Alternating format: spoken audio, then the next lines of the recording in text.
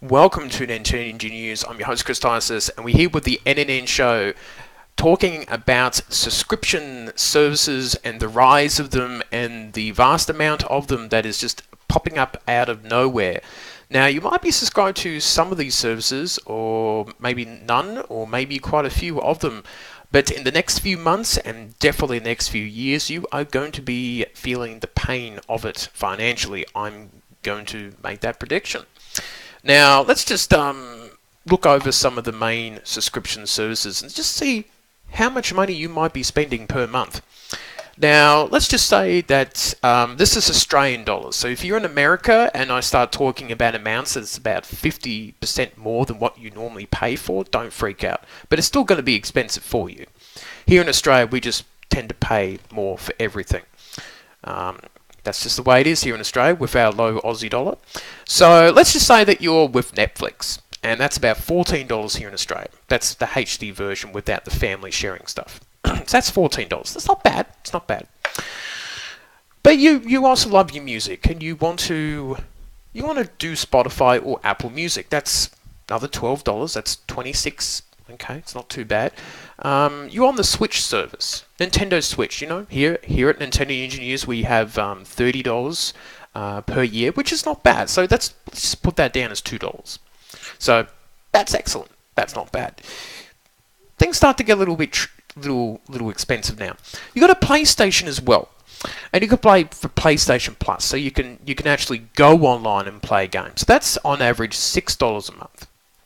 That's not too bad. But then you've also got PlayStation Now, and that's got all these cool games you can play, and your old retro games from PlayStation 2 and PS3. That's $8 a month. But you also own an Xbox, and you also have to pay for subscription services there too. So that's another $6. It's only $48 a month now. That's not bad. That's not bad. It's not bad. Not bad. Oh, Xbox also has the Game Pass. Game Pass, yes, that one where you same thing as PS Now, and you get to play all your old games. That's another $8. That's okay. But later on, Xbox is going to introduce the X Cloud, which you can play your games on the cloud anywhere and everywhere. We're going to put that down as $12. I'll put that down as 12. That's an estimate. That's an estimate. It's only $68 a month now. It's only $68 a month. And let's just say that you're on Twitch. You like Twitch, right? And you're a Twitch Prime person. So that's an extra $10 here in Australia. That's $78. And you love watching your streams. You've got 3 of your favorite streamers that you subscribe to each month. You love them. You like watching them. You're a big fan of Ninja or some other streamer. And let's just say you do 3. Let's just say you do 3. And that's $7 each. That's another $21 onto that. Okay, that's not too bad. That's not too bad. Not too bad. It's still cheap. Still cheap. Nearly $100. It's $99. And you might be thinking that's not too bad. But you also like to support people on Patreon too, because you want to support some of these gamers and some YouTubers too. That's not too bad. So let's just say you support 3 of them, and you put in $3 each. It's not much, but it's there. Let's just say it's 15 altogether.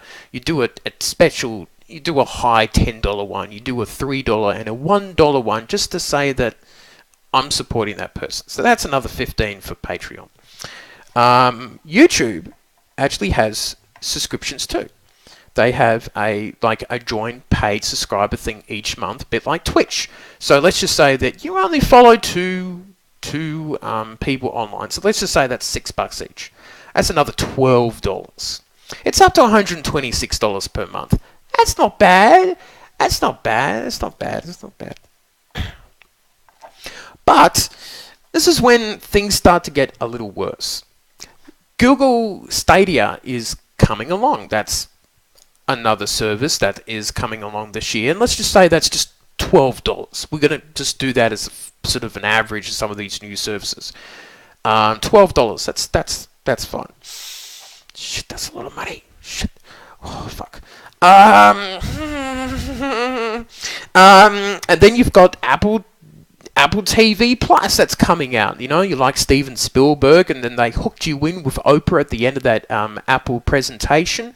That's another $12. We're just suggesting the amount here in Australia. You know, it's the same price as Netflix. Could be a little more, actually. That's another $12. And but then you hear about Disney making their own streaming service, and they're pulling off all the Marvel stuff and all your favorite animated Disney stuff, and you hear about that Loki series that you really, really want to see. It's another $12. Shit. I just add that to the budget, just typing this into the calculator here on my phone. Oh, fuck. Okay.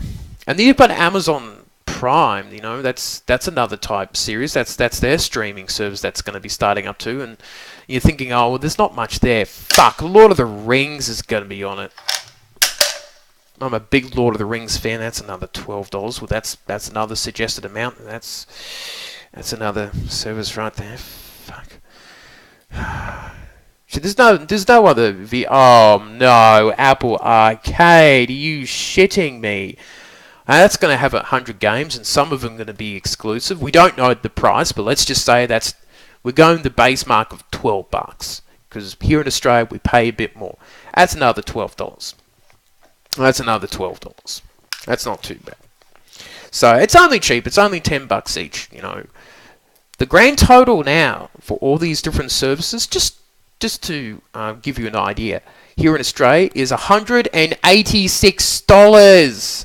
Nearly $200 for monthly subscription fees.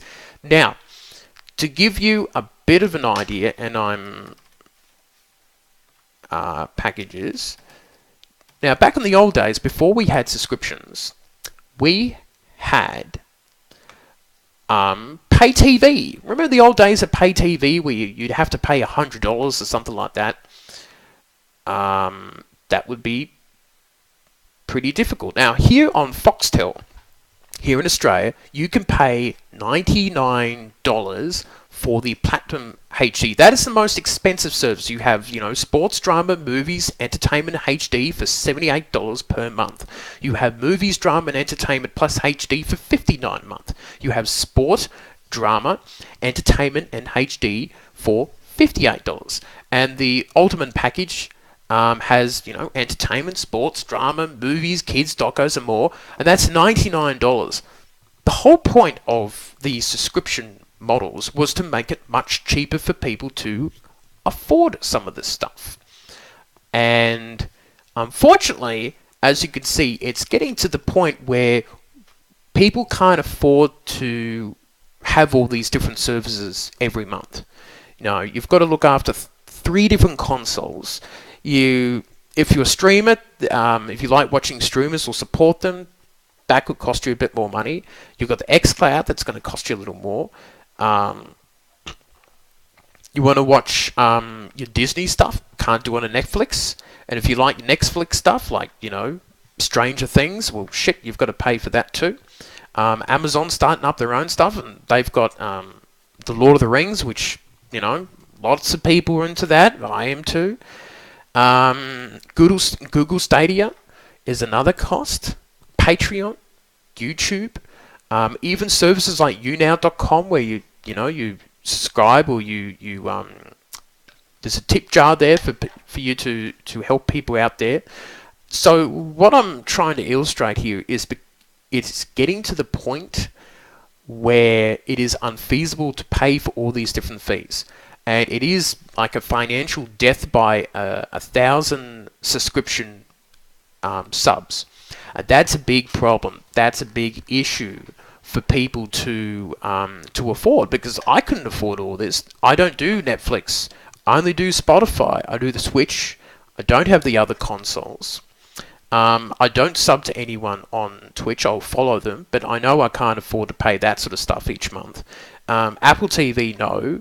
Disney, I'm half interested in because of the Marvel stuff. Amazon, I'm only interested in for Lord of the Rings. Google Stadia, I'm kind of interested in because I know my laptop is not powerful enough to run the high-end games, so that's another cost. Lucky I'm not interested in Apple Arcade. Apple TV Plus, no. Patreon I can't really afford. Even YouTube subs is costing too much. So even I've reached my financial limits, and that is when things get too difficult. Now, what does this mean? What does this mean for the future? Does it mean that people end up broke and trying to pay for all this stuff? Or does it mean that certain services just disappear? I mean, even Hulu has a service, don't they? That's another $10.